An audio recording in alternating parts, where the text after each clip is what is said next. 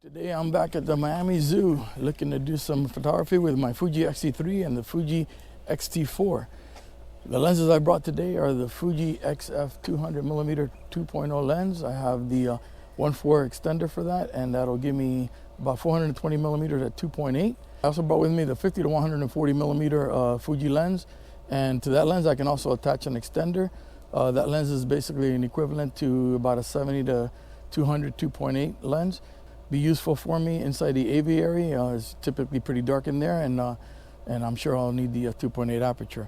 The other lens I brought with me today is the Fujifilm XF 70 to 300mm lens. I can also attach the 1.4 extender to it, and don't know that I'll necessarily do that, but hopefully I'll have the opportunity to try it. To be honest with you, I'd like to see how sharp this lens is with the 1.4 extender attached. So my goal is to really test out the subject tracking of the Fuji XT4 and the XT3 and see how well the system performs. All right, so let's get started here with my day here at the zoo.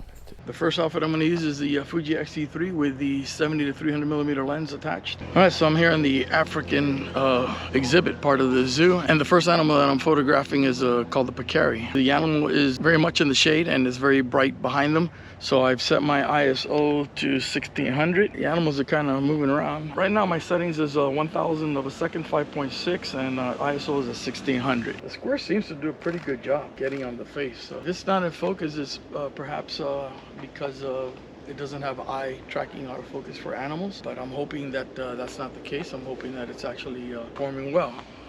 So we're off to a good start as far as the focus box tracking the animal. I'm going to go ahead and actually drop my ISO now to 800 as the animals move through an area that's a little bit brighter.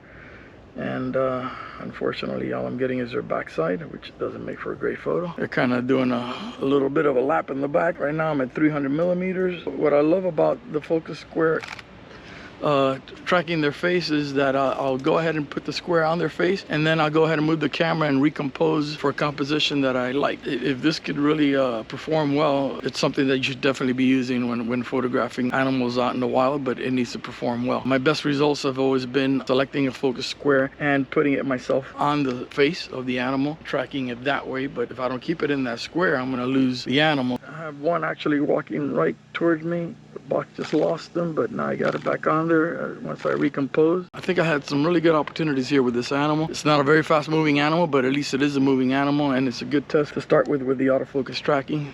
They're back into a shaded area. I'm going to go ahead and raise the ISO. The animal is totally in the shade and backlit, so I need to overexpose the background so that I can get a good exposure on the actual animal. Alright, so I've actually photographed this animal a bit more than I thought I would have. Kind of funny because they took off running, what running is for them, because it wasn't very fast, but it was faster than what I've been shooting so far. It wasn't the kind of composition that I particularly was hoping for, but it was an opportunity to try the autofocus performance with the subject actually moving a little bit faster. Right now, I'll tell you, I mean, the square gets on the face and it does track it, but it gets on the face because I put it on the face. Recompose, get that box on the face, and then the camera seems to do a pretty good job of actually tracking that box where I initially place it. So it's pretty cool. I love the ability to go ahead and put the box on the subject and then compose the picture the way I want. One thing that I also do when I'm taking photos of animals at the zoo is I take a picture of the exhibit display sign, and that way I know what the animal's name is and I have a better chance of spelling it correctly. I've actually had a couple of people come by here and say, oh, I guess the exhibit is closed because they can't see the rhino, and it's not closed. The rhino disappeared into this ditch that goes around the display here. Somehow this rhino has disappeared. Two big rhinos have disappeared. Sitting here hoping that they'll return. What I'm going to do is go ahead and finish getting my 200 f2 and the XT4 ready to shoot, and hopefully they'll be out and I'll get some photos of that. So I'm out in search of a rhino that I know exists. I'm going to see if I can find them over in the area that they disappeared into. Looking for two giant rhinos. Where are you?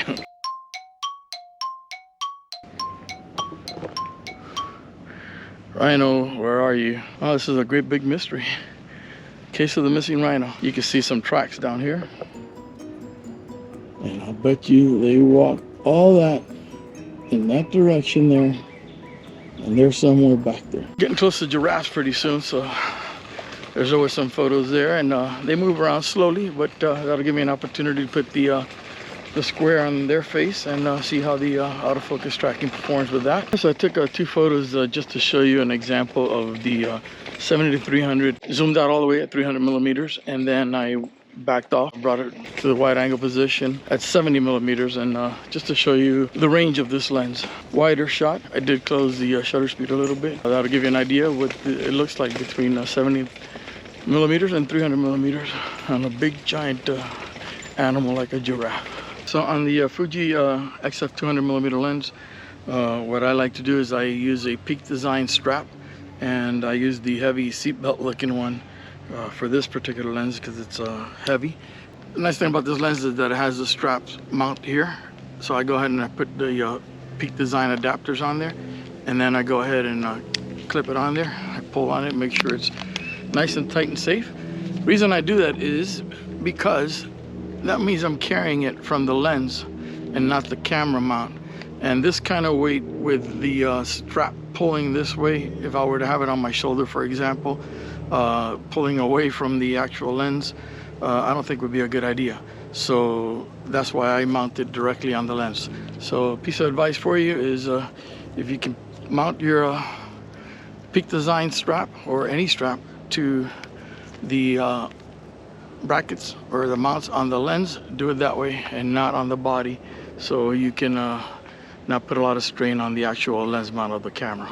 And this is the giant Elan. One of my favorite animals to photograph here because it's a nice sizable exhibit, and I like it when they stand at the back. It really looks like they're out in the wild. Just had an opportunity to photograph some mongoose lemurs. I went ahead and switched to a very small focus point. I'm still on continuous autofocus, but I changed the focus point to very small point, and I would move it around the frame where I felt I needed. That seemed to work fine. The odd thing though is that sometimes the frame and the focus point would, for a moment, it would expand, and then come back down to the small point that I had selected. I think that's kind of odd because if I've selected a small focusing point, you would think it would stay, but it was something that would happen just instantaneously and return right back to the small point. This was a challenge. A lot of leaves from the branches of the tree kind of being an obstacle around trying to get focus on the face of the lemur, and also was very overexposed behind them. Tried to move around, and I think I was successful at times trying to find a darker background. I think it was definitely a challenge for the Fuji XT4 with the XF 200 millimeter lens with the 1.4 converter attached, making it a 2.8. We'll see how those turned out. Another thing that kind of concerned me is that as I was walking away, I spotted a woodpecker. It was very small on the viewfinder, but I still had the small focus point selected, and the camera struggled to focus with the small focus point. I'm putting it on the face and it still struggled.